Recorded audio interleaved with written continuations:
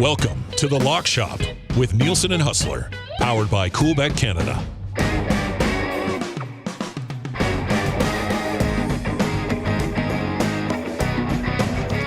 $11:01 on The Lock Shop. Thank you very much for listening to Edmonton Sports Talk. Tell your friends about what we're doing here on EST, and they'll say, "Oh, is it on the FM dial, or you're on the AM dial?" And you say, "No, it's 2025. It's on your phone where you spend all of your time in the world." That's what you tell them. It's on TuneIn. It's on iHeart. It's at EdmontonSportsTalk.com. All of our shows are available as podcasts, and of course, you can watch over on YouTube as well. If you are watching The Lock Shop on YouTube today, let me just say right now, you're a real one. You're a real one. Hopefully, you're riding with me on the EST parlay last night. We got another one posted today, but if you're with us last night, cashed a nice plus 475 ticket. And as Big Uke says, I love when the player portion of the EST parlay cashes in the first period, right? That was really nice. That was a nice one yesterday. Then they just needed to get it done, and thanks to Calvin Pickard, they did against the Minnesota Wild last night. Something monumental, I think, just happened out in the main lobby area here. I don't want to spoil anything, but must watch Reed Wilkins dunk today. Okay, all right, that'll be up on Instagram a little bit later on. What's that? Whoa, and yours was good, Tommy. I did like yours. Reed Wilkins keeps finding fresh ways. I don't know how much longer it can continue, but yeah, no, it's good. All right, 780-218-9999, 780-218-9999. You can watch on YouTube, or, of course, you can listen on TuneIn, iHeart, or at EdmontonSportsTalk.com. Tomorrow, this man will not be with us. I believe it's a travel day, so it'll be myself, Pat, and Jake tomorrow, which means maybe we get some NFL picks today from Huss. I don't know. Let's bring in the legend today. Huss joins us from Winnipeg Sports Talk. Huss, what's going on, man? How you doing? Uh-oh, wait a sec. Hang on, Huss. Are you muted, or is that us? No. Okay, I'm not muted. We're good now. How are you, you Huss? can hear me? I got you, yeah. What's up? I think as a service to the people, I may need to make my picks today so you can all fade them after the most incredible 0 for 6. You could have never gone 0 for wildcard weekend ever in your life. Like, that had to be a first. Like, I'm sure. Although I kind of do remember. Listen, we've been doing this long enough that there's been some great weeks and there's been a few bad ones. That one, it is still hilarious though that I ended up being ahead after that Lad McConkey 12-1 receiving prop, which bailed me out. And speaking of bailing me out, much love to your Oilers, who came through with the puck line win last night. You were on the puck line, yes. And I threw it out. It was so little to go with last night. I said, screw it. I'm putting that out for the play of the day yesterday. And we got it. So that was very nice. We got a big slate of hockey games today. Yes, we do. Which we'll get to. But yeah, and I don't know about you. I'm excited for your NFL picks, buddy. I can't wait. This is a bonus Thursday. I love it. These games, listen, all week long, I've just been struggling with this Baltimore-Buffalo game. And then the other games, I think we know who is likely to win, but handling these bigger spreads, certainly taking the points with the big favorites, taking the points with the underdogs in the bigger spread games last week did not work out. Both Pittsburgh and Denver got handled easily. But listen, as we do the show right now, I think we're looking at these lines that, if anything, are tilting more towards the favorites. We're still hanging on at 9.5 with the Lions at home to the Commanders, and the Chiefs are now up to 8.5-point favorites. The 6 is solid right now with the Rams and Eagles. And we have had a slight little bit of movement with Baltimore and Buffalo. I'm seeing -1.5 right now with the Ravens. Okay. And the money line is up to -116. just on that, by the time we get to game time, do you think it'll come back a little bit more towards a pick and win the Bills, or are we going to have more and more people saying, listen, the Ravens just can't be stopped, and we might be looking at a minus 120 or minus 125 for the Ravens by the time we kick off? Yeah, I was initially going to say I think that number moves back towards the Bills, but I'm not sure, man. I think the more people dive into this game, they might start leaning Ravens even more heavily. So I don't know if it gets. I mean, it might just be where it is right now. Like that might be where it is at kickoff. It might just be sitting at 1.5, and then at that point, you might as well just go with the money line play with Baltimore minus 116 or Buffalo at minus 101. Chris Beck over in the Nasty Chat says, my lingering hunch is the Ravens. So, like many people, I think that's going to be a great game, though, man. Like, I cannot believe there's 2 weeks of football after we get the Ravens and Bills. You know what I mean? Like, that's... Yeah. Well, I mean, and listen, one of those teams is going to be playing in the AFC Championship. Yep. I hope it's against the Chiefs. I mean, obviously, the Chiefs are a heavy favorite against the Texans for that game that I'm going to be at. And then the NFC is fascinating. I mean, one of the Eagles, Rams, Lions, or Commanders going to be in the big game. I mean, in like the last number of years, it's always been the Niners that have been figuring prominently into that mix. But it's the same 4 teams in the AFC that we had in the divisional round last year, just playing different opponents. Of course, last year the Chiefs had to go into Buffalo to move on, which they did, and then they ended up going to Baltimore and winning as well on the road. Those two big road wins against big-time teams who now, of course, feel like they owe the Chiefs one and are trying to get the opportunity to be the ones that knock them out on the way to the big game. The other thing that we do have right now that actually would be fun to get into, the divisional round specials. The wager that bailed me out last week of having it being the complete bloodbath. You want to just kind of talk about these and go through these? Yeah, we can get through them. I had them up. I knew as soon as I saw them, I knew you were going to want to get to them. So let's give you the numbers right now. Most passing yards this week in our NFL divisional round specials over at Coolbet, obviously presenting sponsor of the Lock Shop. And if you have not yet signed up for an account at Coolbet, use the code LOCKSHOP when you do, and you'll get a 100% deposit bonus on your initial deposit up to $200. Jared Goff, the front runner for most passing yards this week, plus 275. Patty Mahomes, plus 475. Josh Allen, plus 525.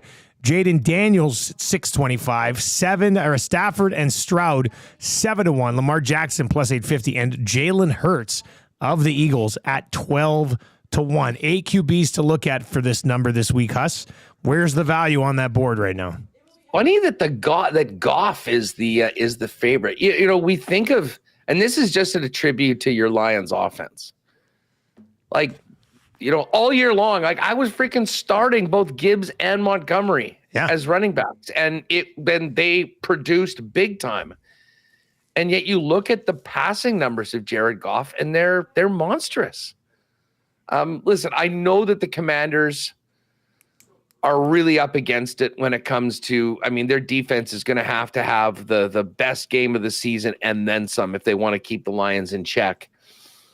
The path for them winning the game is probably Jaden Daniels having a monster game. And if you think about what Daniels did last week, like they did not run the football very well at all. I think, what did we say? It was like 2.5 yards a carry. Yeah. And their running back, Robinson, was less than that. It was actually Daniels who brought that number up.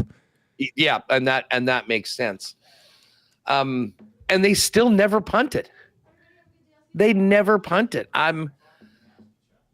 To be honest, I mean, if we're looking for a value number here, like I think the especially with Montgomery likely to be back in the lineup, I think the Lions will be more than happy to run the football and run the football a lot. So I think, as much as I'm giving credit for Goff and the receiving numbers that he is and the passing numbers that he's continually put up, I don't think I'm looking at Goff right there at the plus 275.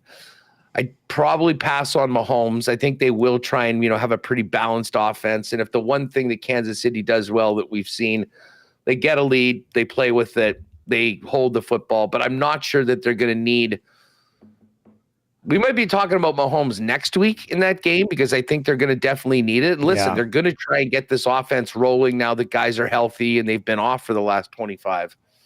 But I'm kind of looking below that. And the Jaden Daniels at plus 625 intrigues me in that he is like the offense entirely runs through him. I don't think they can count on the running game. And, they were able to, they did not punt. So third time this year, and I mean, listen, I got a lot of respect for what Aaron Glenn did, to that Viking passing game. Daniels, though, is a bit different, with the way that he can use his legs to create a little bit of time. Terry McLaurin finally getting in and winning a playoff game. I think he's going to be like, I love McLaurin this week, and maybe we'll talk about it. But I mean, the Stafford number is going to be tough to, I guess I would give some consideration to Stafford, but I do worry about the cold, the conditions, playing outdoors. And as far as CJ Stroud, Hurts, definitely out. Lamar would be a possibility, except for the fact that I think we're going to see so much Derrick Henry in the running game. And I think that's their first priority, that they won't need to do it. So I think I'm going to put a little sprinkle on Jaden Daniels on most passing yards for that game. I mean, the path to victory, or at least being in it and having a close game, is that he has a monster game, because Detroit is going to get theirs, and I don't think they'll hesitate to let Daniels try and sling it all game long. I think that's probably my favorite value bet on it, one that I think could happen, and I think the number makes sense. Well, where are you at? Well, I mean, from a keep pace perspective with the Lions offense, the number makes sense for sure. And a couple of things. It's almost, as you walked through these quarterbacks, I think it told us why Jared Goff's at plus 275. Right, because you can't really make a great case for a lot of these other guys to lead the weekend in passing, which is why, Daniels at plus 625 with the conditions, the game script, that does fit rather well for that play. I just, having kept tabs on Daniels a lot down the stretch in the regular season, even in his, I wonder how many yards he'll have to throw for in this game. Like, he went off for 268 against Tampa. And then you dial it back to the end of the regular season, 227, 258, 226, 206, 275, 191, 202, 209. So, he doesn't have huge games because it's a lot of checking down because they're worried about him and just dump it off. So, but because of what this game script could probably look like, I could see him being up around 280, 290, and that might be enough to get it done. He had one 300-yard passing game this season, and it came in an 18-15 win, which doesn't make a lot of sense to me, but that was against Chicago. So, by process of elimination, I like Daniels. I do think it checks a couple of boxes. Well, the funniest thing is, you mentioned that 18-15 game against the Bears. That was a 300-yard, but that included a 75-yard Hail Mary on the final play of the game, which completely sort of skews what it was. But listen, Daniels went for 268 and 2 touchdowns in that game against the Buccaneers. And, they got points on a short field on the Baker one. But man, there was just so much poise. And here's the thing, I wouldn't be surprised at all if, there certainly is a game script that has the Lions being up 21-3, and the second half is just, the Lions playing bend but don't break, giving them the center of the field, just preventing no big time plays and making them eat up the clock as they go down there. So I think the Commanders, and Detroit could easily win this game, and Jaden Daniels could have one of his biggest passing games of the season. Yeah, he could go for 330 yards and a couple touchdowns, and they still could not win that game, right? So I like that one for sure. I think that's. Let's go to the running backs. Let's go to the running backs and the receivers. And again, give us your Dusty will read out the odds. Yeah, obviously, they're all available there at Coolbet, and then you can jump in and give us your thoughts. They've got it's a little bit of it's a little bit of a stretch to see Mahomes and CJ Stroud on this board. They're at the bottom of it, but I don't think there'd be much money coming in there. Saquon Barkley's at plus 145. He is the leader among the odds for most rushing yards this weekend. Derrick Henry, 3-1 at plus 300. Gibbs is plus 550.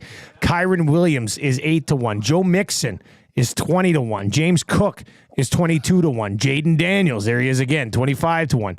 David Montgomery, 30-1. Lamar Jackson, 30-1. Josh Allen, 50-1. Pacheco, 60-1. Hurts is 60-1. Brian Robinson, 75-1. And then Kareem Hunt and Austin Eckler are both at 100-1, and Mahomes and CJ Stroud at 200-1. I mean, it's pretty top heavy with guys like Barkley and Henry, but where do you find some value beyond those two, Huss? Because, I mean, I'm going to have a hard time passing up on Derrick Henry, I think, again. Yeah, I'm with you. I mean, basically between the two favorites, I think you're getting twice the money on Derrick Henry as you are on Saquon Barkley. Yeah. And hey, I will say this. That front seven of the Rams absolutely tortured the Vikings. Now, it was more with the pass rush. The Vikings did actually get some bigger runs in that game, if you recall. I mean, but it was never between the tackles for the most part. It was getting it to the outside for the most part, yeah. It was getting Aaron Jones to the outside with some nice design plays. Let's just go back to last week. Barkley in the Philly game was 25 carries for 119 yards. And again, they just controlled the game. They didn't have much of a pass game. And then in the Ravens game, Derrick Henry had 26 carries for 186 yards and 2 touchdowns. And that was against the Steelers. I'm thinking about Jahmyr Gibbs at plus 550.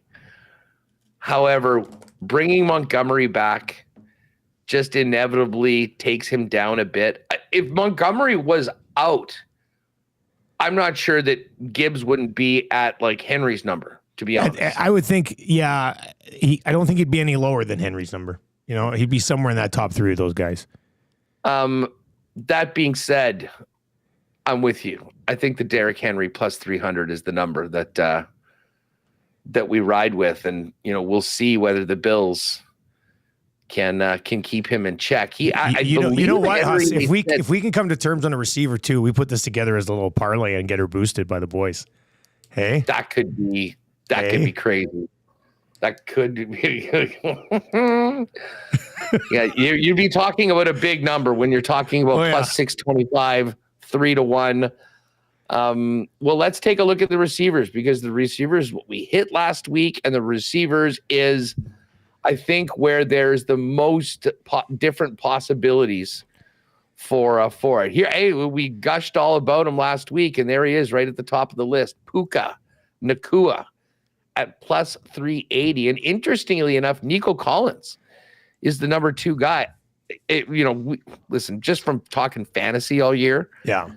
We know how good Nico Collins is. And the fact that Tank Dell is out, that Stephon Diggs is out, it's kind of a one-man show right now. What's that matchup going to be like, though, for you against that Kansas City defense? Because I'm just looking at last week. I mean, Nico Collins was way behind Ladd McConkey, but he was the only other wide receiver with over 100 yards. He had 122 yards, caught 7 of 8 targets. I'm surprised he didn't have more than the 8 targets, to be honest with you. But he went 7 for 122. But how's this match up against Kansas City's D? Well, I mean, I hope he's gonna be. I hope he's on good terms with Trent McDuffie, because he's gonna probably be seeing him on every single play. Here's the thing. I think the way we need to look at the receiving yards, as opposed to kind of the others, is kind of on the teams that we think might be losing. Because, like, I really do think that the teams that are going to win this week are probably teams that are going to be able to control the football, time of possession, and run, much like we saw last week. I mean, McConkey was really the only option for Justin Herbert. And once they fell behind, they were basically throwing to him the entire time, and he did have that monster touchdown as well. Like, I have a hard time backing Amon-Ra St. Brown just because I think that, Detroit is so good at spreading the ball around. And I do think that's that running the thing. game Jameson Williams has kind of killed that big game upside, I think, for St. Brown. Yeah, and Williams is like 6th on the odds too. So yeah, Williams is 10-1. But again, he just doesn't have he doesn't get enough targets. Like Jameson Williams is going to have that list. He'll catch 3 balls and he'll have 95 yards sort of thing. Like when he gets it, they go big. But I think there'll be somebody else. I mean, listen, the number that stands out to me right off the bat is Terry McLaurin. And for many of the reasons that I was saying, and again, it's somewhat tied into Jaden Daniels, but McLaurin is so good. I mean, he's probably the best contested catch receiver in the NFL. Daniels has incredible confidence throwing to him. And as we talked about it, who's going to have to throw more than Jaden Daniels this week? I don't know if there's anybody on this list that'll be in that situation. And McLaurin, you can count on him getting the touches. What were his numbers last week? Yeah, he was seven catches on 10 targets for 89 yards. Diami Brown had a pretty good game. He had like 80 some yards as well. But like Terry McLaurin, 100% I would back Scary Terry, especially if we're going to stack him in some sort of wild, crazy parlay with Jaden Daniels. But the thing with Terry McLaurin is what this will come down to is they usually get 1 or 2 deep shots at Terry McLaurin a game. And if he hauls one of those in, then I mean that would technically knock the number from 9-1 down to 4-1. You know what I mean? Like if he hauls in one of these deep ones, because he gets those shots. Jaden Daniels loves Terry McLaurin. Like he will get him a couple of deep shots, especially if they're trailing. So like him at 9-1 compared to AJ Brown at 8-1 just doesn't really make sense to me. No. Yeah. I mean, listen, AJ Brown, that means we're counting on Jalen Hurts to have a big passing game. And Jalen Hurts is the longest odds to throw the most yards this week. Like the AJ Brown number doesn't make any sense to me. And in fact, if we stick to kind of what you were saying, which I totally believe in the theory of, you want to get on some of these teams where guys are falling behind, like Amon-Ra St. Brown out, probably AJ Brown out, Jameson Williams out, Smith, I'm not sure about, Travis Kelce's at 21, and then it completely falls off. Like we're choosing here between Puka, Nico, and Terry McLaurin in my mind. Like that's what we're looking at. It's one of those 3 guys. Yeah. And McLaurin's number is twice as big as the other 2 guys, 3 times as big almost as Puka. The thing with Puka is that he's guaranteed to have so many of those targets. But again, when you look at the Eagles secondary, and I mean, the one thing they can do is hit hard. They can tackle. You've got the, what do they call him? The Caucasian corner, Cooper DeJean, who often is playing, safety or whatever, but he's there. I mean, I think they really, the thing with Puka that kind of takes me off of it is just how quiet and not involved Cooper Kupp has been. Yeah. Again, we thought we were buying low on Kupp last week and he'd come up big in the playoffs. He did make that one big catch, 29 yards when they finally threw to him. But I do wonder if it's going to be another 12, 13 target game for Puka Nacua against that Eagles defense. But to me, Terry, 9-1. Is there anybody down the list? Like sometimes on these, one guy will just blow up and have a monster game. That's a fun thing to look at. It is. Like here's some of the other guys further down, like 25-1 or more. Zay Flowers, I don't think we can touch Zay just because of his injury situation. Xavier Worthy's kind of back to where he probably should be in the Chiefs offense now that, Hollywood Brown is back and they have DeAndre Hopkins. So he would be, intriguing. I just still don't think he's going to be the guy. Laporta at 35, Cooper Kupp 40-1, Hollywood Brown 40-1, Mark Andrews 50-1. Andrews is the one guy that there's a game every now and then where it's just Andrews over and over again. I mean, he's getting 7, 8, 9 catches, and many of them are long. You mentioned Diami Brown at 50-1. Zacchaeus 60-1 is another guy that 60-1 is a big number. I still think Terry McLaurin ends up with the majority of the targets and the trust, but he's had some big games. likely at 60-1. He's another guy, and especially if Zay Flowers is out. If Zay Flowers is out, I might sprinkle him a little bit. That was the one name that kind of popped up as you're working your way down the list. I was like, likely has he has the talent to go off for 110 yards in a game. You know what I mean? Like, and that could be like 4 catches. Yeah. If all of a sudden he's going to get a few more balls. Now, and I think he led them in receiving yards last week, though. Like, it was a low number, but Lamar wasn't throwing the ball last week. But I think Isaiah likely led them in receiving yards last week. I can tell you right now, I've got it up here. The Ravens last week, for their side of things, here's the box score. Baltimore, it was Isaiah Likely. So. It was 3 catches for 53 yards, and his long was 25. Nobody else. I guess Justice Hill had 4, but these are just out of the backfield when they were giving Derrick Henry a little bit of a break. I still can't get over it. I mean, the Ravens rushed 50 times last week. I mean, I think Buffalo will be good enough to force a few more passes coming up. The other guys, Mechie from the Texans, Dallas Goedert, Dalton Schultz, Ertz, DeAndre Hopkins. What do you think about D-Hop? I don't think it'll come in this game, but I do think that at some point, you think so? There's going to be a big DeAndre Hopkins game. It could be the AFC Championship game next week because I think they might need it, and depending on who they play and what they're doing to the running game. I mean, beyond that, I don't think there's anybody really outside of 100-1. I mean, Higbee had that great start last week. He got hurt. Jahmyr Gibbs is a 125-1. I mean, he could bust an 80-yard screen pass and be near the top of that list right off the bat. Well, I do like Sobkirk over in the nasty chat. Says, guys, I threw 5 on Jameson. He could catch 2 long bombs and end up with 150 yards, which is for sure. It's a good point too. Yeah, and he's more of that deep guy than Amon St. Brown is. But I still think I like Terry McLaurin here. Yeah, I do like Scary Terry. Although, you know what? I think considering how big the numbers are, if we want to cash it, maybe we just say to Jake and Pat, give us a number on Jaden Daniels leading passing yards and Derrick Henry leading rushing yards. Okay. One's plus 625. Like, if I put that in, I don't think you can parlay them as it were, but let's just see. Jaden Daniels parlay. Yeah, it's 28-1. Yeah. So, I mean, they might boost that to 30 or something like that. Yeah, I just texted the boys. They would probably boost it to 30 and then put a limit on it. I would think is probably what you would look at there.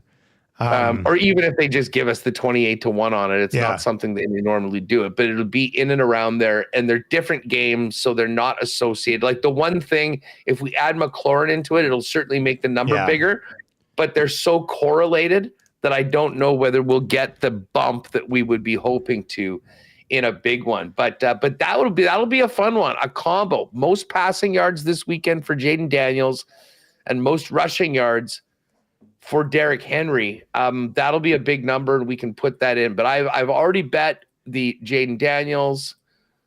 I'll throw a bet right now down on Derrick Henry.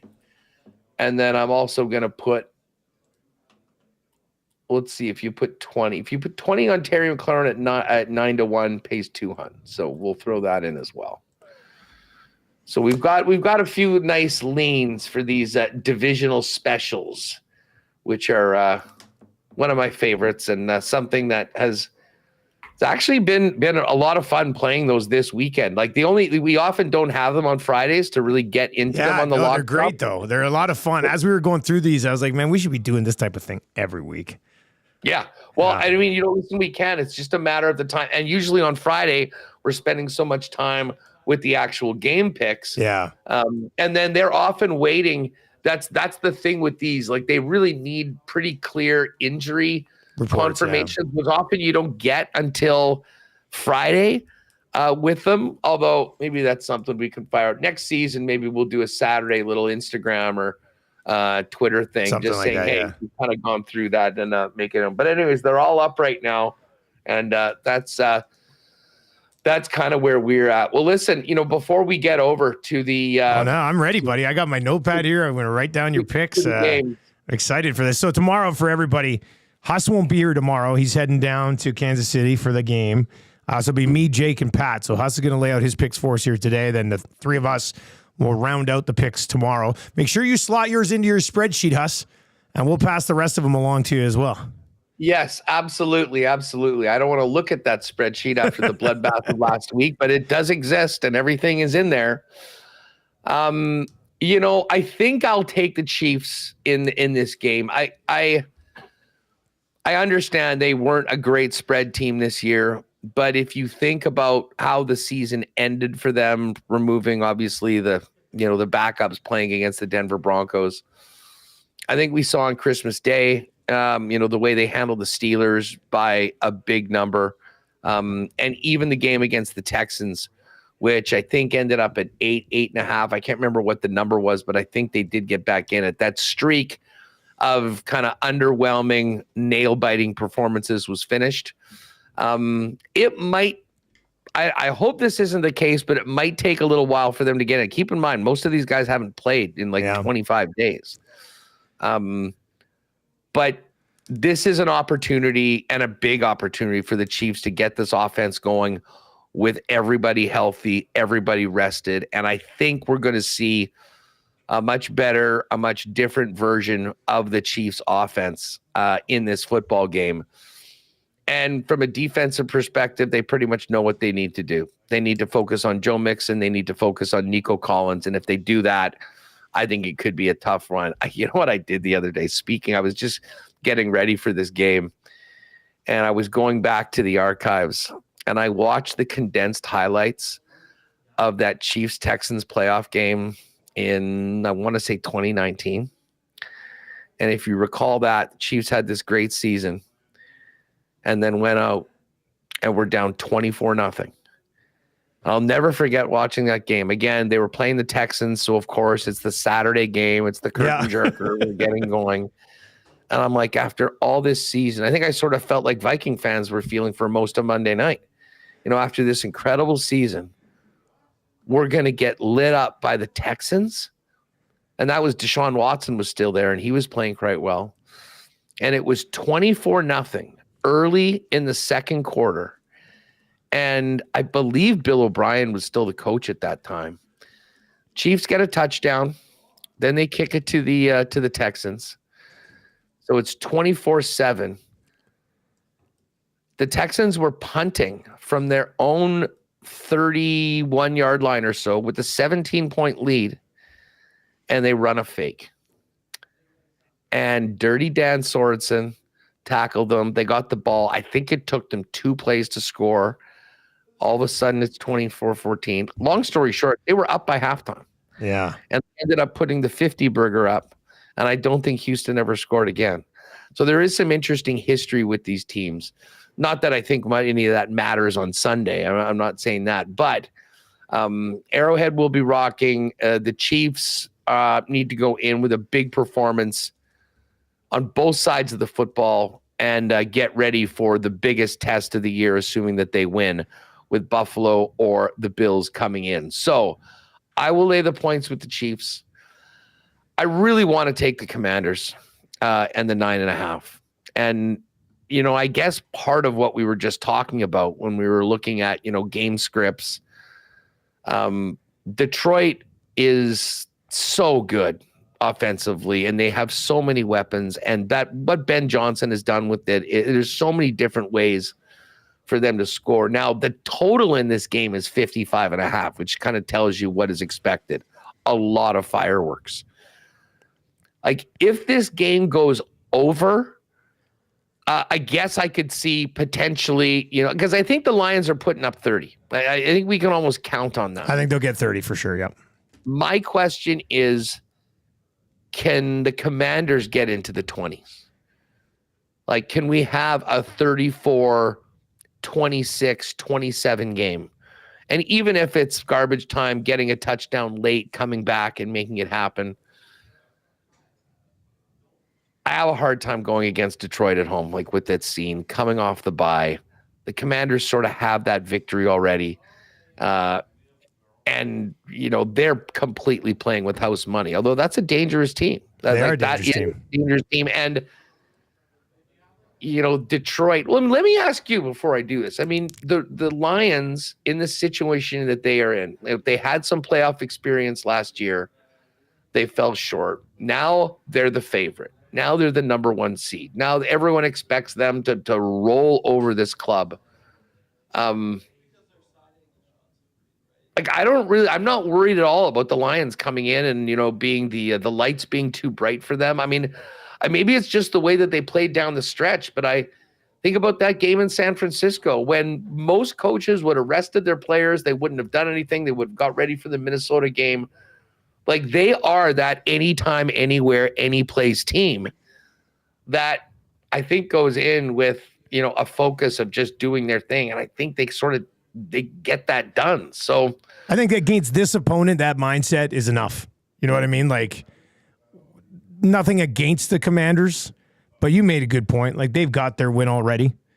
They are a good football team, but I think Detroit will start this playoff as a team on a mission, and the Commanders probably aren't at that level to disrupt it. Now, there's always the threat that the Lions are up 7, they're up 15, and the Commanders score a touchdown late and cover the 9.5, right? Like, from that perspective, like, that's why it's such a tough number right now. But Detroit will score 30 points in this football game.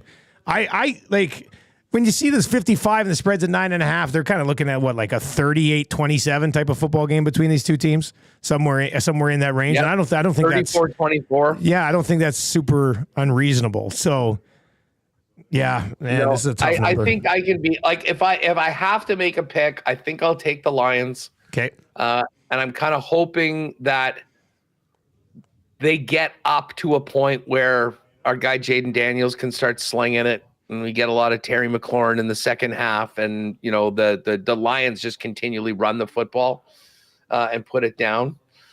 The toughest one for me is this Rams-Eagles game.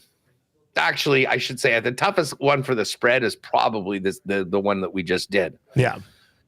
I am trying not to be too swayed by what we saw on Monday, because I do wonder if Sam Darnold plays half as well as he did during the regular season and just was a little bit better of getting rid of the football when he was under pressure and not taking sacks, if we would have a little bit of a different view of what the Rams defense was. Like, let's face it, this is still the team that, while they won, got ripped up for 42 against the Bills. Now, the Bills have done that to a few teams this year. Well, Philly was one of those teams that went in and, put up 37 on them in LA. This game is now in Philadelphia. I want the Rams to win. Everyone knows that. And I think that the Rams offensively, if they're clicking, can absolutely be in this football game.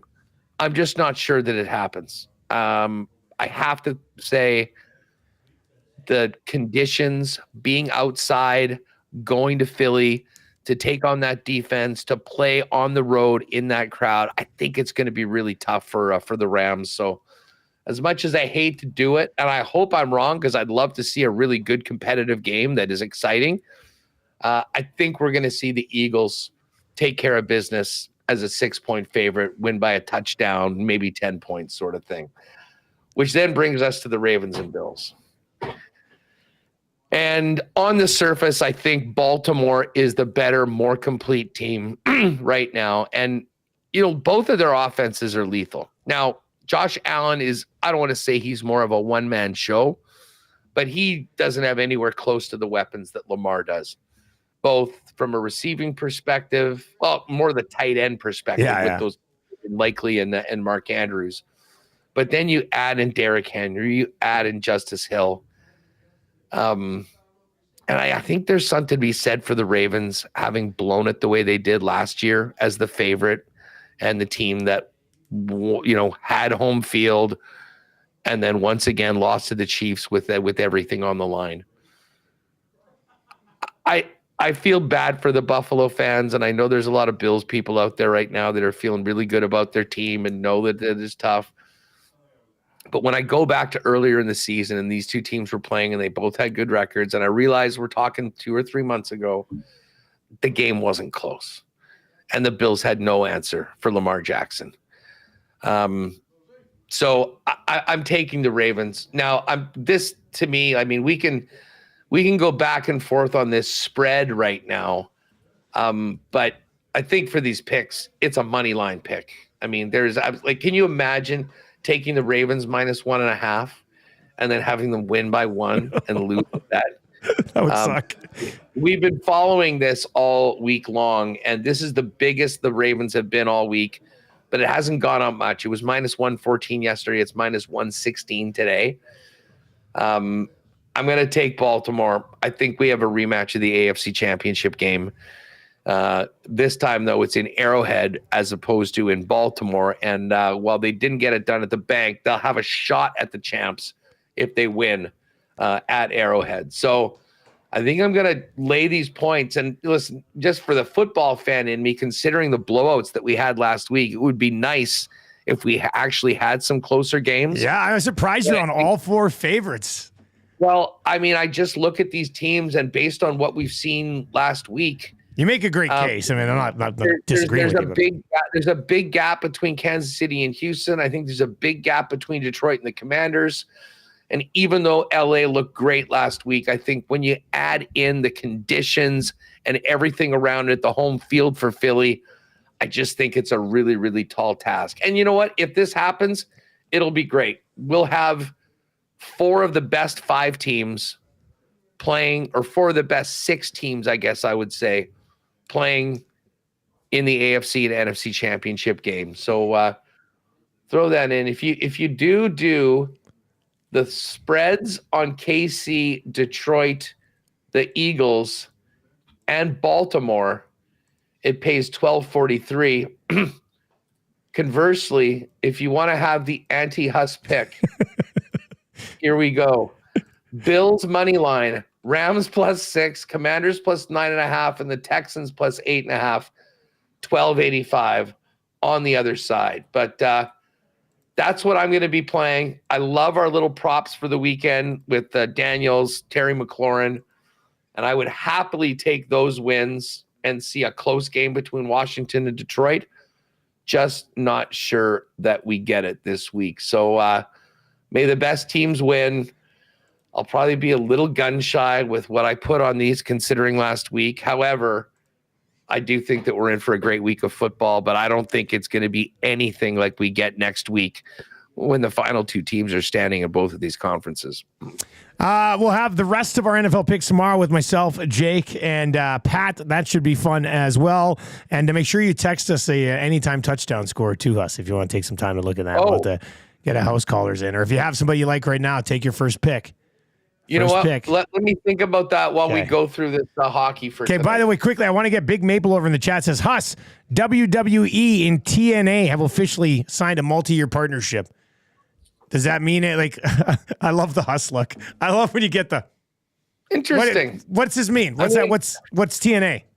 Well, TNA is sort of a lower tier organization that a lot of guys, when they get released from WWE, will end up there for a bit. They've got some names that a lot of wrestling fans will know. It would be WWE is the monster. AEW is sort of the upstart that has lots of money that was sort of trying to compete with them. It hasn't really gone that way, but they still do pretty good business. They're on TV. And then there's sort of a gap, and then there's TNA. But we have seen some TNA guys kind of working more with WWE, kind of going into that NXT stuff. So it'll be interesting. It'll be great for the wrestlers, like the guys that are really going off. It'll be an easier path for them to go to the WWE and, kind of reach the stardom that they want. Not sure how that'll work, whether they do there might be some inter-promotional thing with the NXT brand and the TNA. But as I say, for their business, that's a great thing. The one thing WWE has a lot of is money, and that's what those smaller wrestling promotions need. So good for them. It'll be interesting to see how that plays out, both on the big show as well as maybe on NXT. All right, let's slide over to the National Hockey League, where it is a pretty busy slate. I've got our starting goaltenders. We have about 10 minutes to dive into this bad boy here today as well. Let's take you through the starters. Georgiev will start for the San Jose Sharks. They're going up against Columbus. Merzlikins will start for the Blue Jackets. Cam Talbot for the Red Wings looking to bounce back after blowing the parlay a couple of days ago. They are in Florida against Bobrovsky, confirmed for the Florida Panthers. Devils and Maple Leafs. Markstrom and Joseph Woll. Woll is listed as likely. Markstrom unconfirmed at this point. Markstrom's having a pretty nice year there with the New Jersey Devils. Lightning and Ducks tonight. Both those unconfirmed. Vasilevsky and Lucas Dostal. Samuel Ersson will start for the Philadelphia Flyers. Sorokin is likely for the Islanders. Hellebuck likely for the Winnipeg Jets. Joey Decord for the Seattle Kraken, unconfirmed at this point. UC Saros versus Arvid Soderblom. Those are both locked in for the Hawks and the Preds tonight. Joel Hofer for the St. Louis Blues. Dustin Wolf for the Flames. They're playing again. Second time in 3 days that these two teams have met in St. Louis. It's kind of weird. Ottinger will really? Go. Yeah. Both games in St. Louis? That's right. We had them on the parlay the other day. We had them on the parlay Tuesday in St. Louis. They're playing again tonight in St. Louis. Ottinger and Adobes for the Habs. Ottinger for the Stars. Mackenzie Blackwood will go for the Colorado Avalanche tonight. It will be Stuart Skinner. It says it's not confirmed, but Skinner will start for the Oilers tonight. And then Thatcher Demko likely for the Canucks. Darcy Kemper unconfirmed at this point for the Los Angeles Kings. Huss. Man, it's weird seeing St. Louis and Calgary play again 2 days later, same city. I don't know if they changed it, moved the game around or something, or if that's just how it always was, but that's strange to me. Right off the bat, love Columbus. And again, I know San Jose nuked us last week, but there's something good going on in Columbus. And I think I give so much credit to Dean Evison. I know minus 172 is a bigger number for the Blue Jackets against anybody. But man, they're 8-2. They're feeling it. They're in a playoff spot right now. Gotta have this game. Gotta be ready for it. I think the fact that San Jose went in and bit Detroit will have them ready to go even more than they might be normally going up against a team like that. What did you say the goalies were for the Caps and Sens? Got to be Merrillainen again for Ottawa. I don't think I said that game. Here, just a sec. Let me double check. I don't think I read that game. Oh, yeah. Merrillainen is likely. Logan, I didn't read that one. Logan Thompson is unconfirmed for the Caps. Man, two of the hottest goalies right now. Interesting. That's a straight up pick 'em. I thought Washington might be maybe a bit of a favorite in that game. I don't know. It's kind of a tough one to throw in. Other team that I do like tonight is Toronto Maple Leafs at home. The return of Sheldon Keefe. I think the guys are going to be up and they're going to be ready for that game. I believe New Jersey won the matchup earlier this year when they played, and it was his first matchup against his old team. But the other reason that I like the Leafs is I think Berube's going to have these guys ready to go. The Leafs have been booed in their last 2 games at home. They had that lifeless game against the Canucks on Saturday where they lost for a 3-zip. And then they got pumped pretty good by the Dallas Stars on the last one. And I saw Willie Nylander. By the way, if you notice, he's full of Evander Kane now. He does all of his interviews. Did you freeze us? Huss froze on us. I thought he was going with like a delayed, dramatic Evander Kane burn there. So that's why I waited on him. He froze. We'll get him right back. He's probably still talking. Let me text him. We got to get him back to complete this parlay. Where it is, that's a Huss issue. That's not an us issue. And that's a nice little saying. That's a Huss issue, not an us issue. Yeah. Anyway, Huss will slide back in here. So what he's laid out so far is options here. Columbus, I like Columbus too. I was going to suggest we fade the Sharks here after this last win. They're not going to screw us twice in a row, I don't think. So Columbus minus 172 at home. He wants the Leafs in the Keefe return at plus 110. And I like the Kings tonight on the road against the Canucks. And the Kings been on this 3-game road trip. They play the Canucks tonight. They've got to be a little bit pissed off. Like they win 2-1 in Winnipeg and then lose 2-1 in Calgary, lose 1-0 in Edmonton. I think the Kings are bouncing back with a dub against a Vancouver team that can't get out of their own way right now. They've got 3 wins in their last 10 and losses to Winnipeg, Carolina, Washington, Montreal, Nashville, Calgary, and Seattle. So I like the Kings tonight, and it's a really nice number. If you do believe in the Kings, it's minus 104. Like the Canucks are actually the favorite in this game of minus 112. So we were to throw the Kings minus 104 in there. That would get us to plus 551. Atif is texting me photos of himself on an airplane.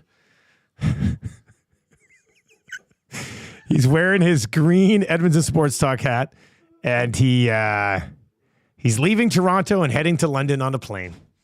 He also sent me a video from the airport at 5:20 this morning. So Atif's having a great time. Atif is taking off around the world. So I like the Kings. I'm with Huss on the Maple Leafs and the Blue Jackets at minus 172. The Oilers are plus 101. Dogs tonight against the Colorado Avalanche. We talked about it a little bit earlier with the Oilers. And do you think Huss is still talking about the Maple Leafs right now? He might be.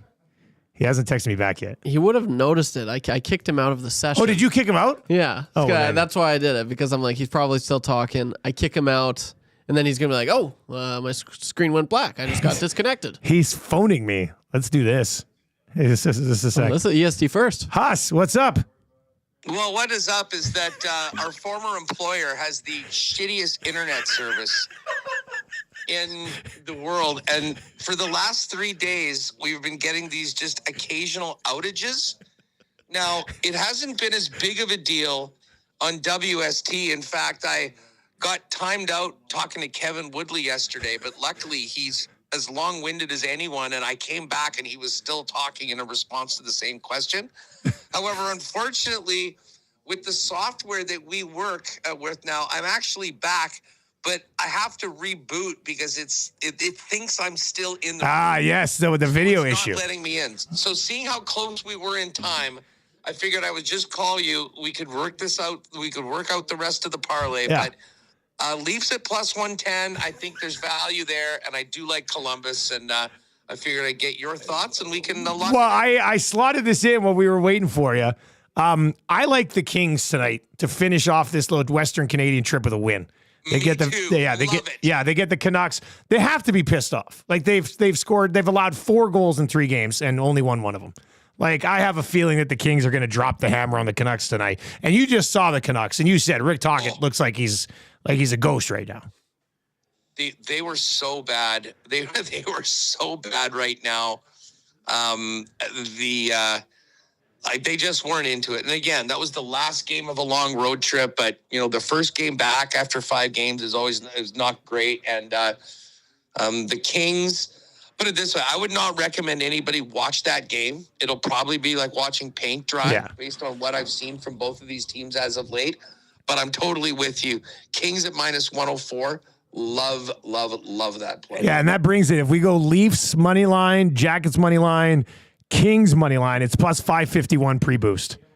So let's do it. Hey, by the way, before we wrap, before we get to WST here, you were saying Nylander's going full of Vander Kane, and that's where we lost you. So what were you saying?